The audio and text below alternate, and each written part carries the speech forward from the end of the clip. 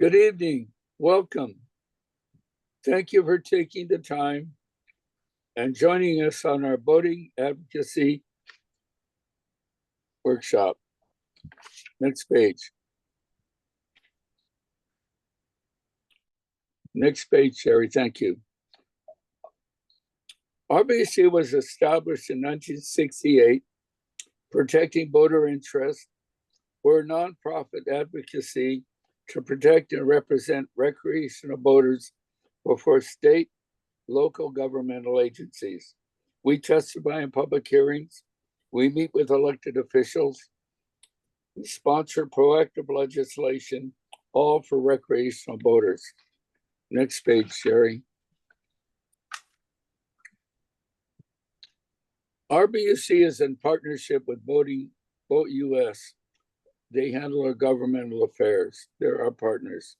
Tonight's presenters are myself, Bill Gargan, I'm the president of RBOC, Ann Eubanks, RBOC Vice President South, David Kennedy, the manager of BoatUS Government Affairs, and Jerry Desmond, RBOC advocate, Desmond and Desmond, Sacramento. Please post your questions. We will answer them following the presentation. Following this presentation, we will email this PowerPoint and a link for the recording. Next page. On the next page, you have our roster. I want to point out the directors. You'll see the officer, director, and all the people in RBOC, but our directors are important. They're the people who come to your club and explain things, and they're the people who will talk to your PICYA or SCYA delegates. The ones from Northern California are Mia Burnt, Morris Lum, Joan Marsh, Eric Schoenweisner, Robert Cesar, and Debrina Madison Smith. The directors of Southern California are Themis Glotman, Gary Green, John Marshall, Ann Sachs, John Weimer, and Wade Womack. We also have ex officio members, and those are the people who are officers and directors that are also members and leadership in clubs. Okay, next sheet. Let's start by talking about golden mussels and their impact on the boaters in Delta and Sacramento River. It's also in our lakes like Folsom Lake. I'm talking about golden mussels, quagga mussels, zebra mussels. They're a menace to boaters. Our concern is with AB 149. Right now, it's enacted, but it's piecemeal. Newsom just signed AB 149, increasing sticker fee from $20 to at least $30. Our VP North, Linda Blue, is on a work group right now, working, and that's what RBOC does, working to come up with a fair number. Boaters now pay $120 to clean their boat, or if they don't do that, they suffer a 30-day quarantine. We have 2 sheets on golden mussels. You'll be able to read all the details there. Jerry, do you have something to say about this? Well, sure. Thank you, Bill. And, maybe to highlight some of the issues as, the golden mussel infestation continues to increase and spread throughout not only Northern California, getting down into the water conveyance infrastructure of the state of California, which is so essential for water. So we're part of a larger conversation that involves water agencies, as well as agriculture, as well as, recreational boating. And so the bill that was rushed to the finish line at the end of the session, we have some concerns and we're advocating for them as some potential permanent approaches are addressed. One is there ought to be a comprehensive multiple disciplinary dedication of resources.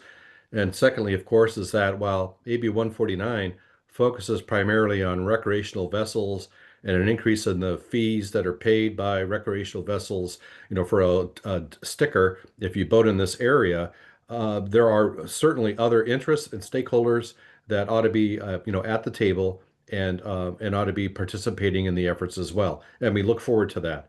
Then in addition, the like Bill mentioned, and boaters are experiencing throughout Northern California, is that there are expensive requirements that are being imposed by water agencies who understandably are closing their bodies of water to prevent an infestation, but it's creating quite a burden on the boaters to either, keep their boats out of the water for 30 days or to have them decontaminated. And the decontamination efforts that are being undertaken, like up near Folsom Lake, to the credit of some of the private marinas and others, it's quite expensive to establish that. And still, with decontamination, we're not assured that other bodies of water will accept a decontaminated boat from another body of water. And then, essentially at the core of these issues, whether we're talking about golden mussels or other invasives in the past and in the future, is that commercial ships are understood to be the primary transport mechanism of golden mussels into the waterways and through their ballast water. And it's a difficult challenge, but we think that important steps should be taken to involve the commercial vessel industry and to see, I'm sure they have no interest in infesting the waterways with invasive mussels and others, to see if there's some way we can work together with them as well to prevent future infestations. Yeah, And Jerry, if I could comment just a little bit on a broader national level, this is something that BoatUS is also focusing on. We have these individual cases like golden mussels, which are spread quickly and are hard to do. And we're really trying to come up with a more holistic approach and a whole of government, way to coordinate it, get whether it's Bureau of Reclamation or whichever the federal agency, get them all working together. And so, we unfortunately, this is going to become a poster child for why we need a broader response to these invasive species. Thank you. And I know, and David and BoatUS and others are involved at the federal level with some California legislators looking at the issue. So thank you, David, as always. and if I may add to that, I've contacted pilots associations in Southern California and various shipping organizations and personally talked to them about this. And right now, the policy is supposed to be that ships purge their ballast tanks outside the entrance to harbors like San Francisco, where this is occurring. So somehow that's not being enforced. So I haven't talked to Coast Guard yet, but I think that's a real important thing because the boaters are, they're burdened with this expense, and our inland waterways, our locks and things like that are getting trashed. These things are all over the place, and it's very, very expensive.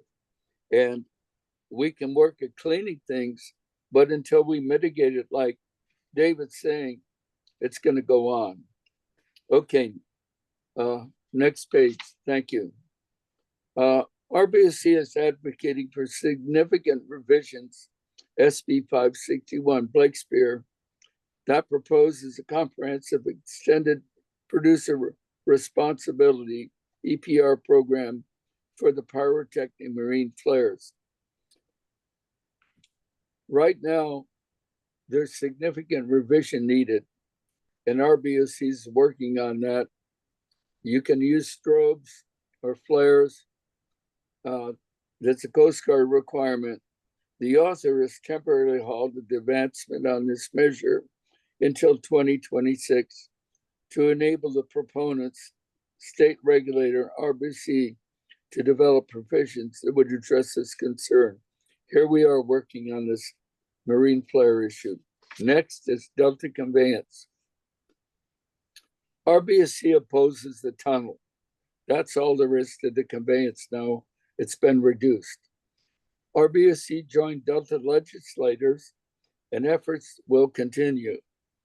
We all agree California has a water problem, especially Southern California, but the tunnel is no solution.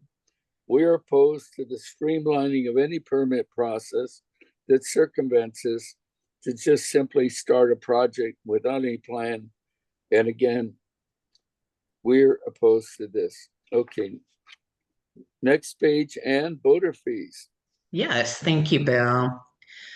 As most of you watching, you probably know that RBOC has been battling Sacramento for several years now to thwart proposed registration fee increases of up to 300%.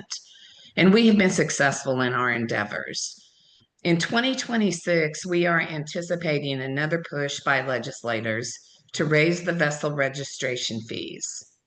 To get ahead of the game, RBOC is advocating for updates and efficiencies to state programs financed by boat registration fees to ensure they provide positive benefits to boaters and share cost with other stakeholders where appropriate, prior to an increase in boat registration fees.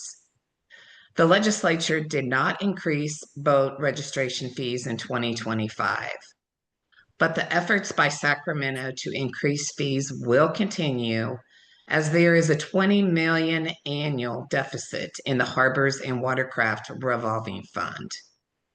This fund provides essential boating programs and services, including aquatic center grants, boater education certification, boating safety and enforcement aid to counties' abandoned vessel programs, invasive species prevention and eradication, vessel pump out facilities, yacht and ship broker licensing, and more. Our goal is to better analyze where boaters' fees are being spent, and if an increase is warranted, to make a recommendation as to the acceptable amount.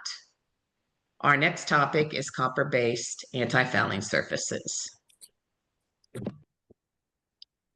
So over the years, RBOC has engaged with regional water boards as they have addressed copper in San Diego, Oceanside, Newport Bay, and Marina del Rey, emphasizing the necessity of accurate data and updated science in the development of new and reconsidered total maximum daily loads, known as TMDLs. The issue was recently raised again in Newport Beach by the Santa Ana Regional Water Quality Board. In an effort to resolve this issue, Assemblymember Diane Dixon sponsored AB 773, and RBOC advocated in support of Dixon's bill to review the effectiveness of low leach rate paint and elevated copper concentrations in saltwater harbors, bays, and marinas that are primarily a result of the use of copper-based anti-fouling paint, and to determine the best methods to address elevated copper concentrations in saltwater harbors, bays, and marinas that are primarily a result of the use of this paint in the state.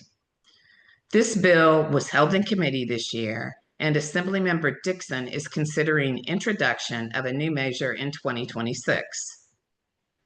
RBOC has also supported local boaters in the city of Newport Beach in the State Water Resources Control Board hearing, with testimony re-emphasizing several key concerns with the Santa Ana Water Board amendment to the Water Quality Control Plan for the Santa Ana River Basin to incorporate TMDLs for copper in Newport Bay.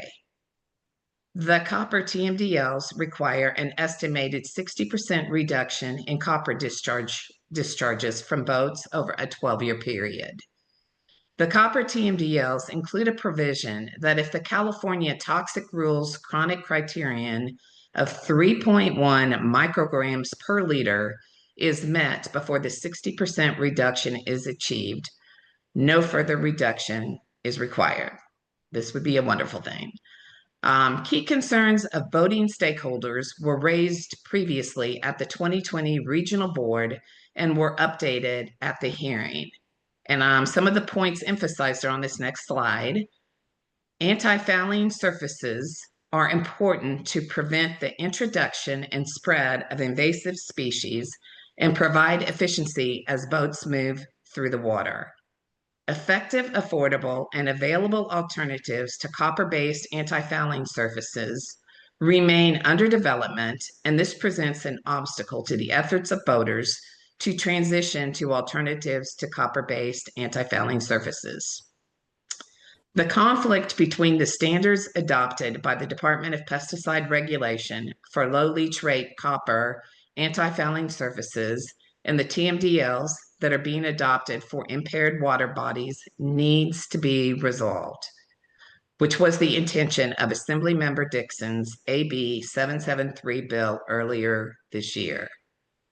Approaches should be taken that are tailored to the particular impaired water bodies in Newport Bay and take a holistic perspective to the body of water. It's very important to place a priority on, emphasize, and incorporate site-specific objectives into the effort, and to acknowledge and incorporate the information and experiences developed with the implementation of the Shelter Island and Marina del Rey basin plans. We need to learn from previous studies and research. And now back to Bill to address E15 fuel. Thank you, Ann. Well, E15 fuel was signed in by our governor, AB 30 into law. So it was simply imposed on the California population.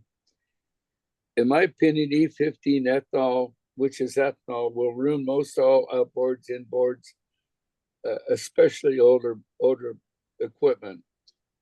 Yet some brand new cars and equipment can handle E30, but E30 is a high percentage of ethanol. And when you run E15, what basically happens is your efficiency goes down. See, it might be cheaper, but you burn more of it. So as AB 30 progressed through legislation, it was significantly amended to condition its authorization on completion of a multimedia evaluation and the State Air Board adoption of a regulation for E15, or finds that it's not possible to use E15 in California with adverse impact. But California has become the 32nd state to authorize E15. So the measure does not require E15. RBOC will continue to push for the availability of affordable E10 for the boating community. And one thing we're really pushing for is to get proper signage on the pumps and make sure people don't inadvertently go to a station that pumps E15 and then end up putting it into their older motor and ruining it. So we are working on that. Okay, the next page. Bill, just comment a little bit. Again, Please. the broader policy that drives E15 really is federal. It's something known as the Renewable Fuel Standard that essentially requires the blending of ethanol into fuel, and the ethanol producers want to blend more. So, and you're correct that it is illegal to put anything greater than E10 into outboard engine, or, marine engines, lawnmowers. It's essentially a violation of the Clean Air Act. So, and it will destroy the engine. So, it's been a long frustration to deal with this policy. Boaters are really going to need to be cautious. We say, peek at the pump and watch out for it. And certainly BoatUS continues to advocate for reforming the renewable fuel standard. We'll see how that goes on the federal level. No legislation at this point, but it's one that we continue to work on. Thank you, David. So on abandoned and derelict vessels, AB 274 ransom proposed a requirement that State Lands Commission inventory all abandoned and derelict commercial and recreational vessels or honoring the waters within the Sacramento-San Joaquin Delta. RBOC advocated for the continued separation of efforts to address abandoned commercial vessels by the State Lands Commission and addressing abandoned recreational vessels by the Division of Boating and Waterways. The reason is that one abandoned commercial vessel could cost $3 million or more and wipe out all the funds available for the recreational boats that were abandoned. The bill was held in suspense in the Assembly Appropriations Committee and will not move forward. But David has something to add to this. BoatUS Foundation has done something incredible here. Thank you, David. Yeah, well, yeah, the challenge of dealing with abandoned and derelict vessels is a national problem, and one that we've certainly heard about and have wanted to, worked on. So the BoatUS Foundation has received a grant from NOAA to develop a database that will allow us to identify the scope of the problem and then hopefully bring the resources needed to address it. Um, I, I think I was recently with Jerry out in California, and that this was a significant topic of conversation at the meeting we were at with other boating industry stakeholders. And one of the messages I got, California does have a program, the vessel turn-in program. And certainly if we can focus efforts on getting these vessels out of the system before they become abandoned and derelict, that would be a real benefit. And so that's the kind of thing that we're trying to push from a policy standpoint, and hopefully we'll come out of this once we get a handle on the problem through this database. And we also have some of our towers. Many of you will see our towboat folks out there. They're the ones who actually know how to move the vessels. So we've got some of that going on as well. Thank you, David. Thank BoatUS.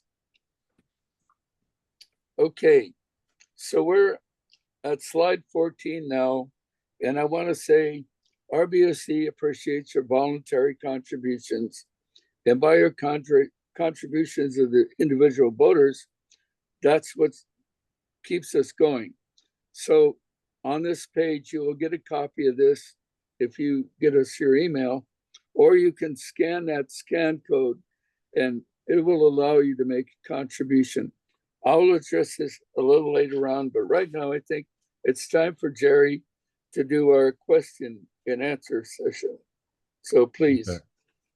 You bet. And hi, folks. I know that we're hoping that folks will post your question in the Q&A that's on your screen so that we're able to give them to the appropriate people to answer. And if we don't get to all your questions, we'll try to respond in an email, following the meeting as well. And we appreciate your questions and interest, of course. Question number 1, did you know runabouts can be subducted into the mud levee in a few days? I saw this happen. Boat gone. So that I think is more of a comment than a question for us to be aware. Thank you for sharing that abandoned and derelict vessels can be gone. If we have some maybe optimism is that if you're out there in the waterways and you do see an abandoned or derelict vessel or one that's a danger to navigation, to inform your local law enforcement. And the second is that if you are an individual is thinking of subducting your boat or your vessel and abandoning it, as David mentioned, RBOC and several years ago is proud of the proactive initiative that that the organization took with other stakeholders to establish the SAVE program through the Division of Boating or Waterways that enables boaters to turn in their vessels instead of abandoning them. And if you look at maybe online at I think it's dbw.parks.cat.gov. There's more about that. And our commenter has another thought that the sheriff didn't have time to get that vessel as it sunk into the mud. I'm really sorry to hear that. Hopefully there wasn't any fuel and oil on board. Hopefully it was a sailboat, I guess, or a pontoon. Another question, but thank you for that conversation. Another question, how can E15 be approved if, as Mr. David Kennedy said, it violates air quality control when used in boats? Well, and that is a great idea. You can use it in automobiles, and obviously that is the greater market for gasoline, and so, but it is one of the disconnects. I mean, that to move this forward. I know the marine engine part of it and the challenges that it poses for boaters, but there are a lot of other issues with E15, clean air and land use and all kinds of things. So it's a classic, good intentions and unintended consequences that we've dealt with on this one. And so Yeah. yeah, I And major mean, political issues on ethanol and yes, fuel, right. traditional And fuels, I would right. imagine. Yeah. Yes. Yeah. So, Thank you, David. Another question. What are the compliance and penalty ratios with the California Boater Card? Maybe I'll start with that one a little bit. It was for those who we didn't have a specific slide on this, but the California Boater Card is a requirement, and thank you for raising this, Bob. It's a requirement that's been phased in over several years that effective of January 1 this year, anybody who is operating a recreational vessel powered by an engine must have taken a course and completed the course and obtained a boat operator certification card. That is a requirement established by SB 941 by then Senator Monning, co-sponsored by RBOC to establish this effective program. And first, I'll comment there are I'm not aware, but we'll find. I'm trying to remind myself of the penalty ratios for the card. I think our latest statistics, there was a Boating and Waterways Commission meeting just last week, is that there are over 400,000 California boaters who have obtained that card. In law enforcement that was at this conference, law enforcement has said in some areas, law enforcement on the waterways is really enforcing that when they see that there is an operator of a vessel and they have reason to think of whether they have violated the rules of the road or operating in a dangerous condition. And they have, over the years until now, taken a rather inform and educate the boater and consider it a fix-it ticket. And I think that's out of generosity of the boat safety officers are out on the waterways. But there are plans to ramp it up. And there are also an understanding of our organization and BoatUS to try to encourage and amplify the importance of this issue for boaters. One thing we've heard as an antidote, and we had this with RBOC as we sponsored this legislation back then, is that many boaters who are 50, 60, 70, 80 years old would say, I've been operating for a boat for 60 years. I've never had an incident. Why do I have to take this test and get this card? And the more that we talked about this concept and those individuals, which are many of our constituent boaters, the more that they understood that it meant that the other boater on the waterways, those others who look like they don't know what they're doing, will have had at least a basic education in the rules of the road and how to operate a vessel. They would take that. They'd say, I'll take that if it means those other folks I have to take it and I'm safer on the waterways. But I'd like to also pass it on to David because BoatUS in California and nationally has been very active on this issue. yeah. Thank you, Jerry. Yes, this is something that boater education and having folks get that is something that BoatUS supports. We recognize that it can be a challenge, so we do want to make it easy, and so the BoatUS Foundation, our online course is free. You do need to pay the California state fee for the card, but the course itself is free. There are other course providers out there, Coast Guard Auxiliary, Power Squadron, other online folks. But I encourage everyone, as you're talking with your friends or people who want to get into boating, come to boatus.org. They can get their education done. It's a fun, interactive program. I think it's fun, and all of us can always use a refresher on safety. So that's why we support it. We know, same thing. I've been boating for over 50 years. Why do I need it? Well, I can still learn things. So again, we have that as a resource for you at boatus.org.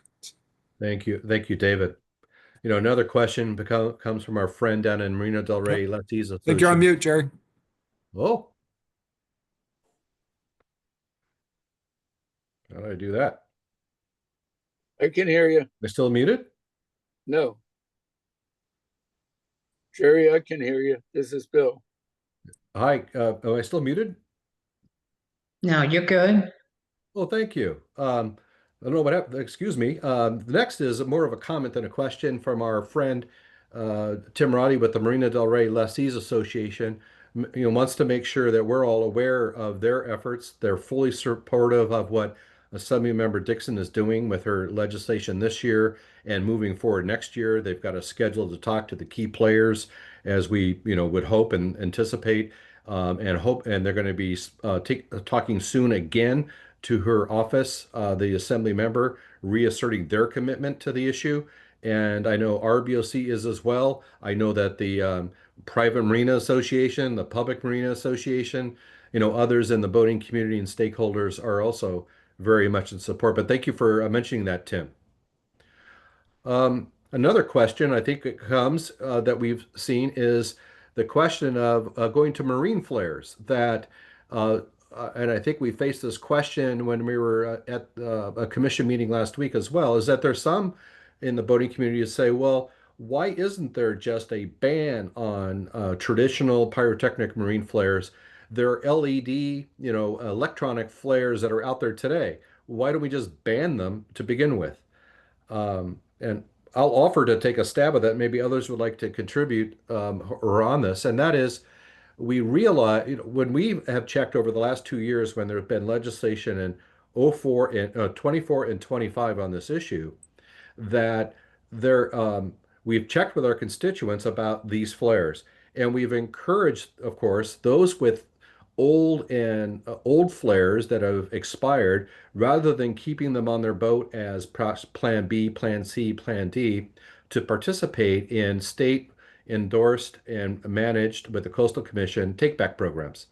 But we've also noted, as the legislation looks at establishing an extended producer responsibility program for these flares, that this program that is based on a template for industries that have multi-competitive, manufacturers and has a lot of bureaucracy, is not tailored to a situation where we have really just one manufacturer of flares.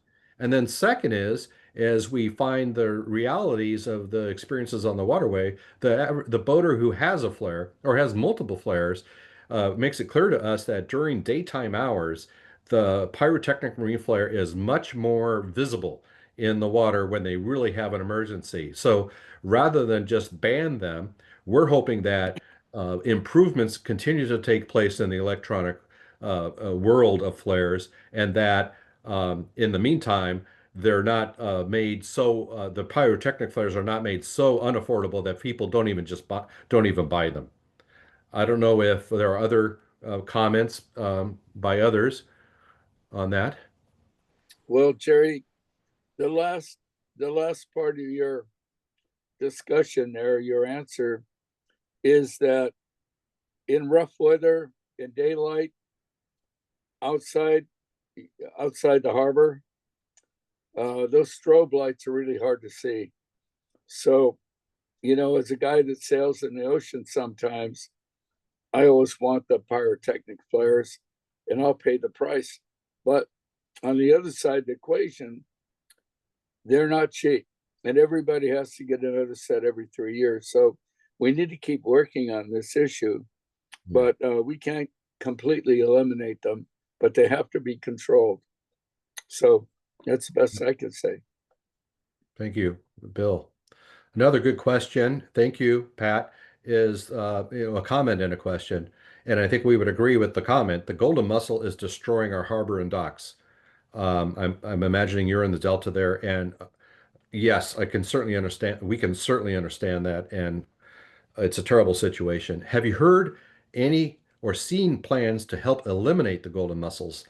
And we have, Pat, and we're encouraging more. We haven't heard of, I hate to use the word final solution, but we haven't yet heard of an effective means to rid the waterways of golden mussels. I know, and David can speak to the national level, but I know that Department of Fish and Wildlife and other, water agencies that have authority over bodies of water, sources of drinking water, and others that are looking into, and in some cases restricted or banned, recreational vessels on their bodies of water. There's a significant investment in scientific studies to look at what can be done to rid those mussels.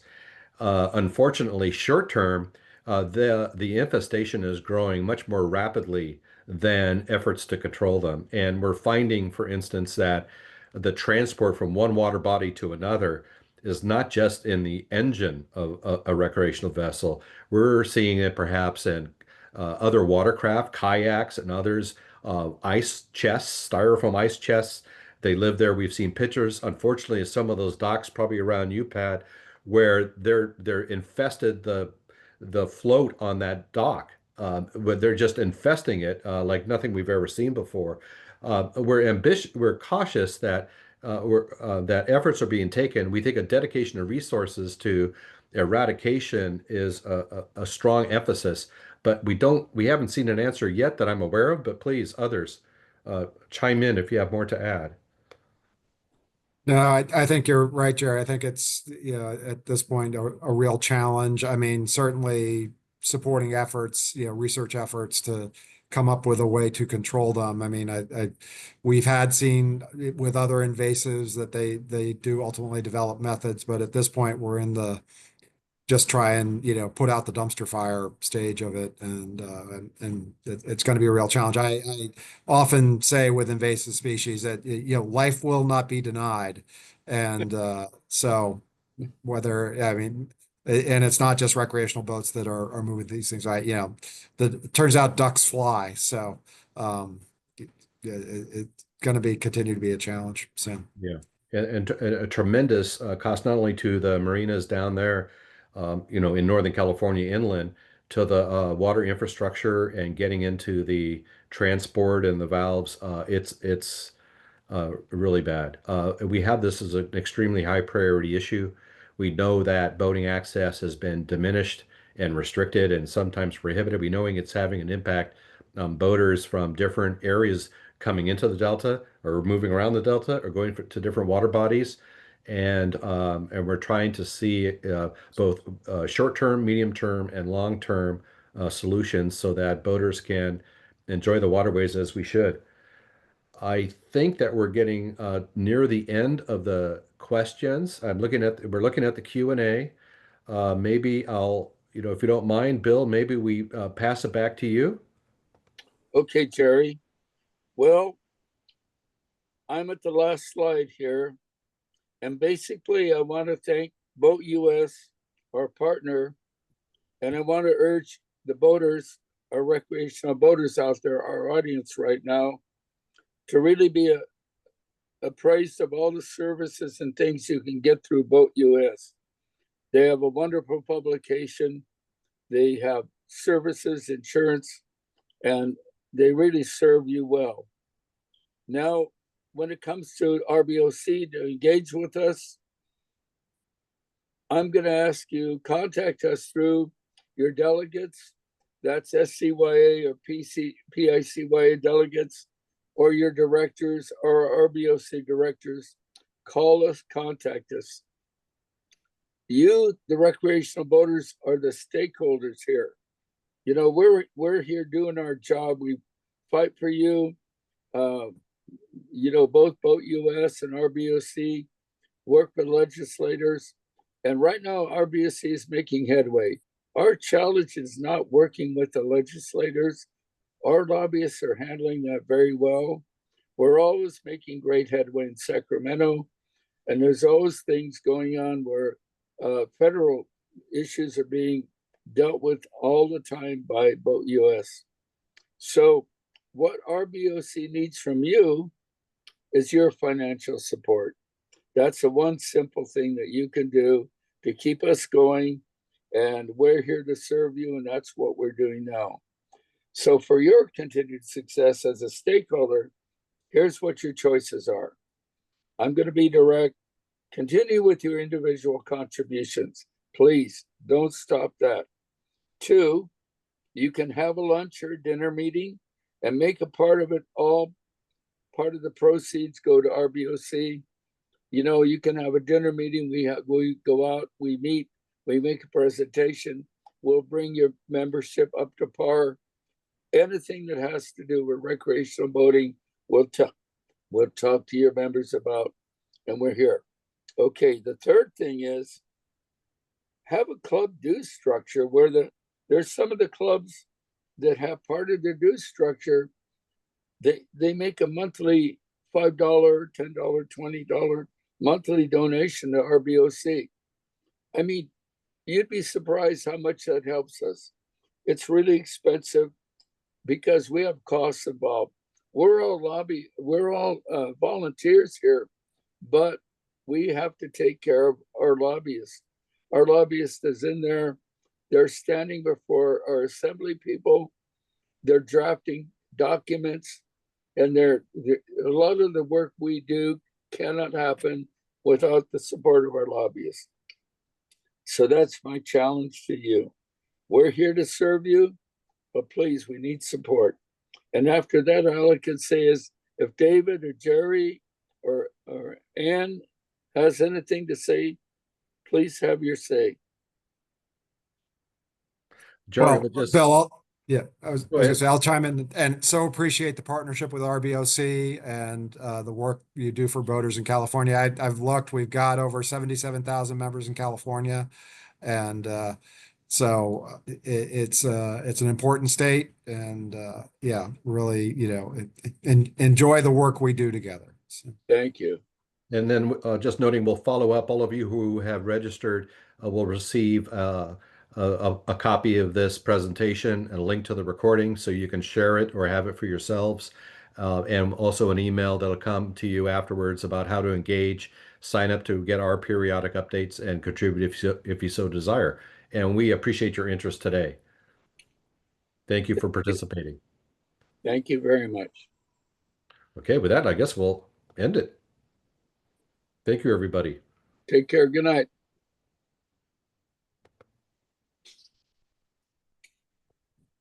Hoorah.